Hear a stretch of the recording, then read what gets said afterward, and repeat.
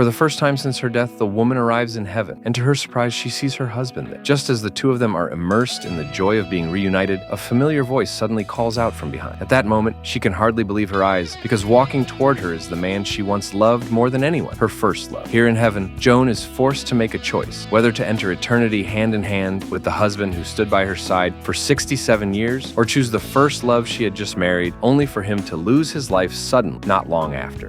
I choose neither of you. So you're kidding, right? So you're gonna hurt 3 people instead of 1? Joan and Larry, like most couples, spent their lives navigating arguments and compromise, slowly passing through what seemed like ordinary days, yet ones filled with real warmth and happiness. But now Joan is terminally ill, and she and Larry have reached a silent agreement to tell everyone the truth after today's party is over. Because at this moment, they are about to welcome their great-grandchild, and the family has organized a special gender reveal celebration. The family slips notes into balloons, with the color of each note representing the baby's gender. Just then, Joan's young granddaughter stumbles upon an old yellowed photograph in the basement. When everyone gathers around to take a closer look, they realize it is a wedding photo of Joan and her first husband. But as a soldier, he had his youth frozen forever on the battlefield during those war-torn years. Even though many years have passed, that memory remains a quiet, aching wound deep in Joan's heart. Larry wants to take a closer look at the man in the photo, but before he can see clearly, a butterfly-shaped cookie gets lodged in his throat. Life's accidents are always sudden and unforgiving. Amid the roaring sound of a train, Larry snaps out of his daze, now appearing much younger. Before he can figure out what has happened, the train's arrival announcement suddenly blared. Enduring the pain ringing in his ears, he quickly removes his hearing aid. As the train pulls into the station, Larry is shocked to find that almost everyone around him gets off. Filled with confusion, he follows the crowd into a massive station. He tries to ask people around him for help, but all he gets in return are even more puzzling answers. What is it? Your AC will be with you shortly. Hi, can you help me? Your AC will be with you shortly. Are you an AC? Yes,